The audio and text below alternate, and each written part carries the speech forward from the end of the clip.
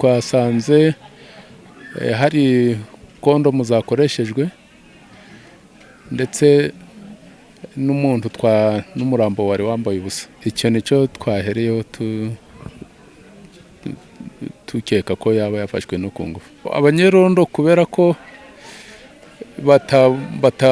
ari bakeya, ubundi bari kuverifiya kubera hari mu mvura, bari kugenda bagera ku mazu bareba niba amazu afite umutekano, nibwo bageraga iwe basanga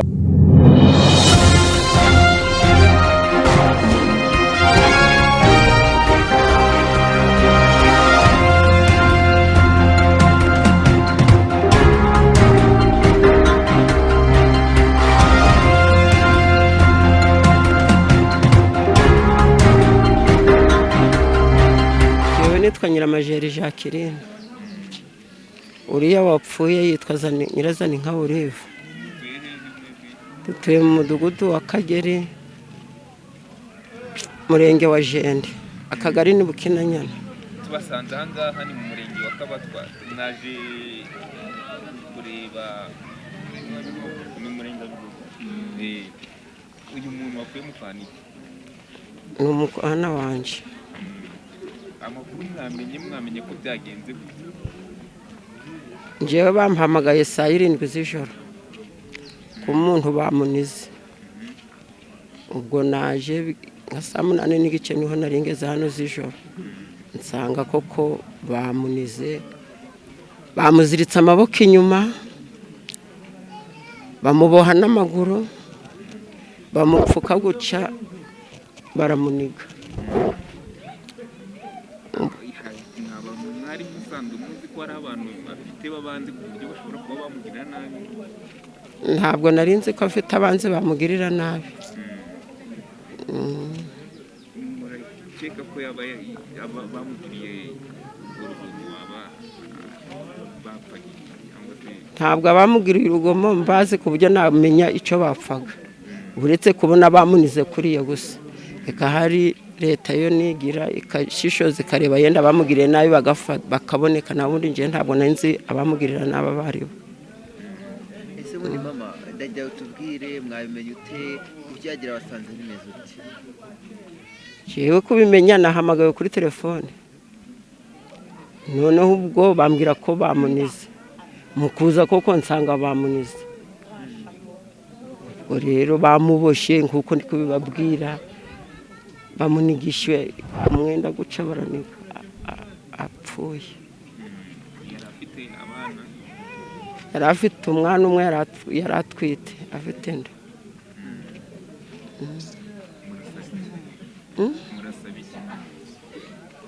Turasaba iki? Ndi gusaba ubutabera, abo bantu baboneka bagahanwa ku buryo bagiriye uwo muntu nabi,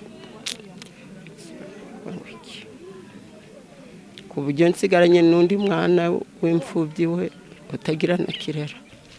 Nitwa Harerimana Jean Dodier, akaba ndi umuyobozi w'abikorera PSF muri aka kagari ka Basumba. Aha ni mu mudugudu wa Ngando, akagari ka Basumba, umurenge wa Bigogwe. Ahangaha mwahuye n'ikibazo witabye Imana, ubundi bimeze gute kuwo muntu nk'abantu mwabikurikiranye? Nibyo koko umuntu yitabye Imana muri iri joro. Abagizi ba nabi biyorosha ijoro baraza bakora igikorwa cy'ubunyamaswa, aho bafashe umuturage witwa Nyirazaninka bakamufata ku ngufu ndetse bakanasiga bamwishe. Muvuga ngo mwabimenye gute? Ubundi mwagize aho mwamusanze, mwasanze ameze gute? Twabimenye tubibwiwe n'abarinzi tugira b'iyi santere, baje kutubwira ko bahuye n'ikibazo cyo gusanga umuntu bamunize. Tuhageze tubibwira inzego, ubuyobozi bw'umurenge wa Bigogwe, akarere, polisi na RIB. Ndumva badufashije bakagera aho igikorwa cyabereye kigayitse, ndumva ari uko byagenze kugeza ubwo batwaye umurambo kuwupima. uvuze ko yaba yafashwe ku ngufu ndetse yarangiza akicwa, ni nk'ikihe kintu cyabagaragaje ko ashobora kuba yafashwe ku ngufu? Cyabitugaragarije, twasanze hari kondomu zakoreshejwe ndetse n'umurambo wari wambaye ubusa. Wenda icyo nicyo cyonyine mwahereyeho mugaragaza ko ashobora kuba yafashwe ku ngufu? Icyo nicyo twahereyeho tukeka ko yaba yafashwe no ku ngufu. Hari amakuru avuga ko ngo ashobora kuba n'ubundi yari asanzwe akora umwuga w'uburayi, ibyo byaba ari ukuri mwambo, hari icyo mubiziho? Yageze muri uyu murenge, n'ubundi ntabwo navuka kure, aje mu kazi ko gukora mu kabari, ariko ubu yari yibana. Ubu akazi karamunaniye, yari acumbitse. Yari atwite, se yari afite umugabo, yari afite imyaka nkinga, ari mu gihe kigero cy'imyaka ingana? Nyirazana inka ari mu kigero cy'imyaka 29 ngira ngo, bari 29 ndakeka, 96 numvaga ngo niho yavutse, 29. Yari afite inda kuko amakuru yabivugaga, ariko nta mugabo yari asanzwe afite aho yari acumbitse. Rero muravuga muti ushobora kuba ari abagizi ba nabi bamuhohoteye, ariko abantu babanje no kumufata ku ngufu. Ubundi abanyerondo babimenye gute? Byatabaje, byagenze gute kugira ngo bamenye ko icyo kintu cyabaye? Abanyerondo kubera ko ari bakeya, ubundi bari kuverifiya kubera hari mu mvura, bari kugenda bagera ku mazu bareba niba amazu afite umutekano. Nibwo bageraga iwe basanga harakinze, nako harakinguye. Bamuvugishije yanga ntiyabasubiza kubera ko atarakirimo umwuka. Nibwo bahegeraga bibaza impamvu haba hakinguye kandi ahandi hafunze. Barungurutse basanga umuntu araryamye bamunise. Nibwo bahitaga babitumenyesha. Mwasanze bamunigishije iki? Basanze aziritse mu kanwa n'umwenda we w'igitenge.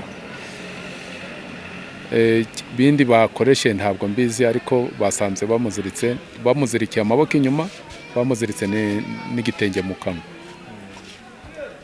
Icyifuzo rero hamwe mukorera muri iyi santere, bifuza iki haba kuri uwo nguwo cyangwa se no ku mutekano muri rusange?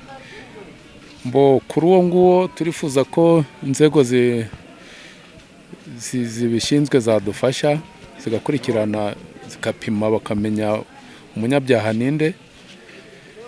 Noneho natwe uruhare rwacu nk'abakorera muri iyi santere tukaba twakongera tugakaza uburinzi, ndetse tukongeramo n'abandi bakozi kugira ngo umutekano wa hano urusheho kugenda neza. Nanjye nta nubwo nahamagaye umuntu kuri telefone ari ahantu tugiye kuje mbega gushakisha umurimo, arambwira ati sinzi ibyabaye hano mu Rwacene, none niba iki ngo nawe utambuka urebe.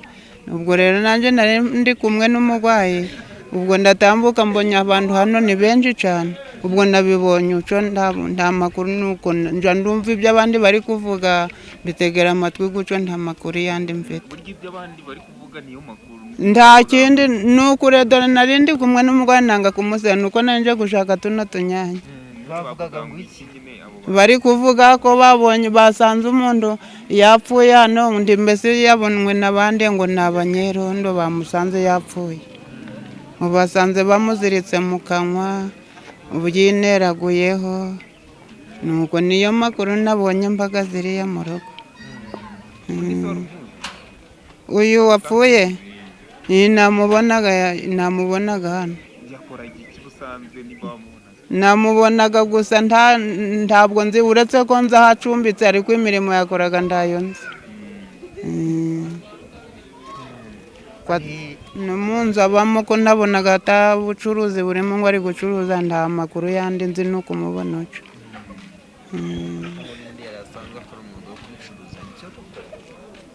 Ubwo nabonaga ari ntagonde na rugo afite. Uwo wo kwicuruza ntago nose ko nta mu nzu ye nta bucuruzi ndaki, uko abandi bameze hano mu muhanda bandi bicuruza nabone ko nabonaga ameze. Bamwe banavuga ko ari icyo yaba yanazize ngo hari abagabo bashobora kuba baje nyine bikarangira ari bo bamwica. Bari kuvuga yuko narico nta kindi. Kuzira wenda ubwo hari uko wenda yavuganye n'abandi bikanga cyangwa se bakaba hari ico bari gupfa, ntabwo namenye ico indaya zipfaga n'abagabo. Ubundi se mukecuru ahangaha muri iyi santere ko ari mu cyaro inaha bindaya? Yego zirahari. Zirahari. None se ko tuba turi kubona bifashe kuriya bose tubona rinda nta gundi murimo, none nta gundi tubabona uco ari nk'indaya nyine zigasakuza zikagwa, nose abantu biyambika ubusa bakagira utababashakiye.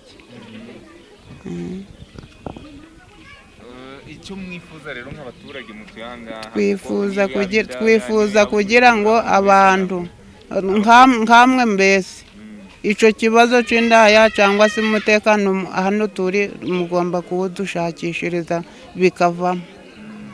Cyangwa namwe muri wasanga abaturage batangiye kwishakira akavuga ati reka tujye bakora mbuga kwiga. Oya babakuremo burya ni ibintu bibi. Barabangama. Ni ngope. Mbese ntabwo mubabaye muri. Oya turababaye kandi turababaye. Ni ukuri turababaye. Kandi batangiye kuba. Oya no sibi ni byiza turababaye pe. Tubabaye kugira ngo umuntu azira ubusa. Niba ari yarashaka kwicururiza cyangwa se akaba afite ikindi runaka ashaka, ariko tukumva ngo yapfuye ntaca azize burya ni ikibazo. Burya umuntu ikintu cyabaye umuntu yacishiraho akumva ko umuntu uzize ubusa agomba gushakishwa bagashaka icyo azize. Ni ngope bakamushakira ubutabera. Yeneye mu Rugarama mu murenge wa Jenda n'ubundi ngira ngo.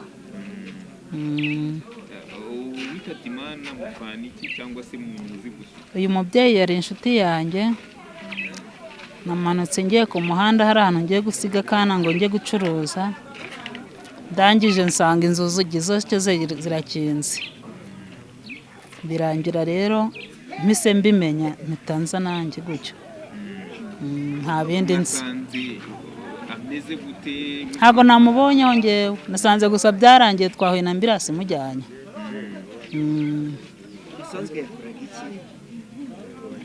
Ntago mbizi, ntago yaratuye inaha, ntago mbizi ngewe byakoraga.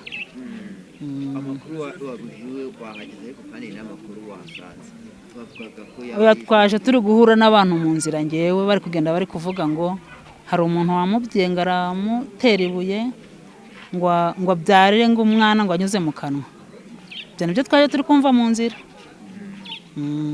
Ibyo byaba bituma mukeka ko ababikoze baba bari babigambirije. Baba babigambiriye, nese wabivuze akanapfa uwo munsi wabimubwiye yose baba babigambiriye. Ariko se kuko barabivuze ntago mbizi, ntago ngiye twabyumvishe mu nzira, ntago ari yanjye makuru yanjye ntayo nzi. Icyo mubona cyagakwiye gukorwa n'iki? Badukurikiranira twamumenya nyine ubwo leta ikamuhana.